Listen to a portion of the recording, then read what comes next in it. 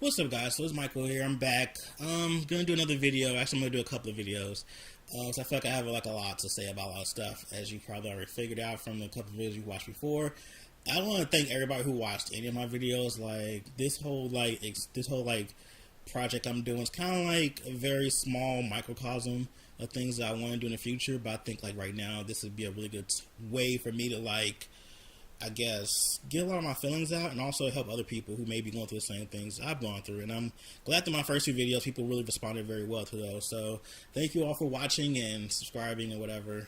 Thanks for listening to me babble on about stuff.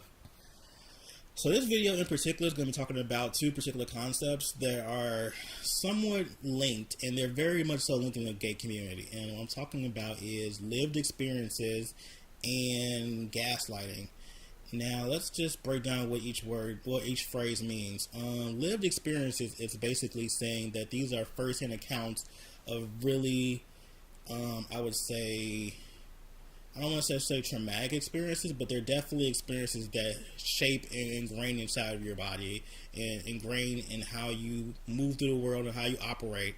These are more so things that are really life-changing experiences, I will say that, or really defining experiences in your life that ultimately change the course of your life forever.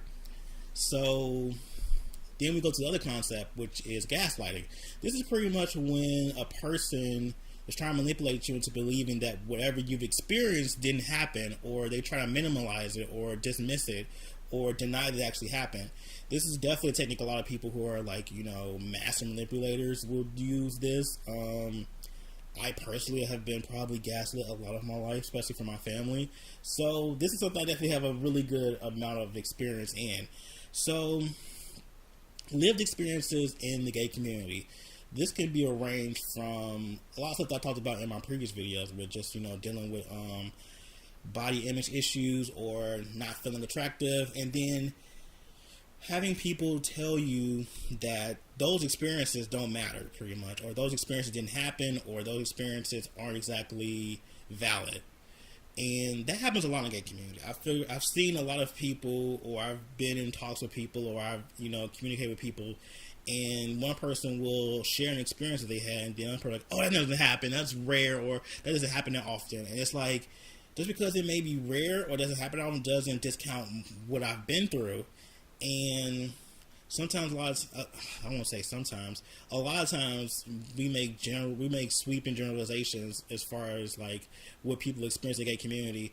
One of the things I know specifically that I've experienced firsthand, my lived experience within the gay community, is racism. Racism in the gay community is so rampant and so real. It's visceral almost, but unfortunately a lot of white people within the gay community don't understand what that experience is, and they don't really acknowledge that individuals' lived experience through racism in the community. I've seen, I'm in a couple of groups on Facebook. One's Gay and Fabulous. I have to do a snap because that's just you have to. I'm in this group, and it's a really huge gay group, and it's a worldwide group. There's people from all over the world that are a part of this group on Facebook. It's I think 10,000 members or something. And anytime there's something revolving around racism or discrimination, there's always this brigade of white gay men who oh, that doesn't happen, that's not true, the gay community doesn't discriminate, blah blah blah blah blah blah blah, we're tearing each other down, we're divisive. And that's a form of gaslighting. You're pretty much saying that doesn't happen, or it's not true, or what you feel is invalid. And these are people's lived experiences, though. This is first-hand accounts of stuff that's happening to them. Especially if you're black or Hispanic or Asian or Native American or anything that's other than white, you've experienced racism in some form. And it may not be to the same degree as everyone else. Everybody may have a different level of the racism they've experienced in the gay community, but people who are other have experienced it to some degree. And it may not even be a big deal to some people, but it may be a big deal for other people. But the very fact is that the growing majority of gay people within the sphere that are white like to gaslight people who are very different than them or don't have the same experience as them. A lot of phenomena do go on that they don't understand, that don't have no type of context for it. They like to say, oh, it doesn't happen, or that's not real, that's not true. one really good example that I've had is talking about being fetishized, like, which I'm gonna do a video of that by itself because that's like a big topic.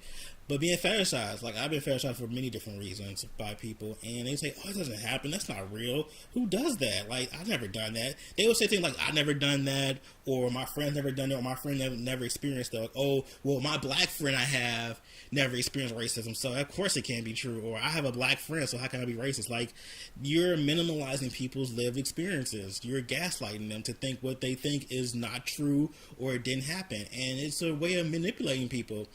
And unfortunately, in this country, like, white people have been ingrained to think that, like, they've been ingrained to, like, minimalize racism. Because they live in a bubble where that type of, like, behavior and that type of, like, discourse doesn't happen on a day-to-day basis. So when they go to places where are a little bit more diverse, and they get, like, hit with reality, with, oh, racism is a real thing, then it becomes a realization. Or, oh, people do get fetishized for being a particular race. Then it becomes real because then they've lived it. See, lived experiences, like, that's the thing. So I won't make this video super long, but I just want to point out that lived experiences is definitely a huge part of our gay community.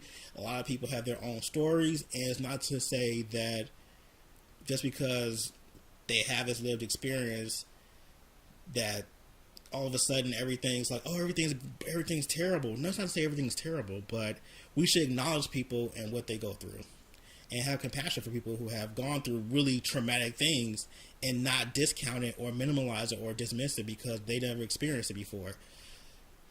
So yeah, that's pretty much it. Like, I didn't want to go too far in depth about this, but I know that everyone has a different, like, experience going through life, especially being gay, especially being black.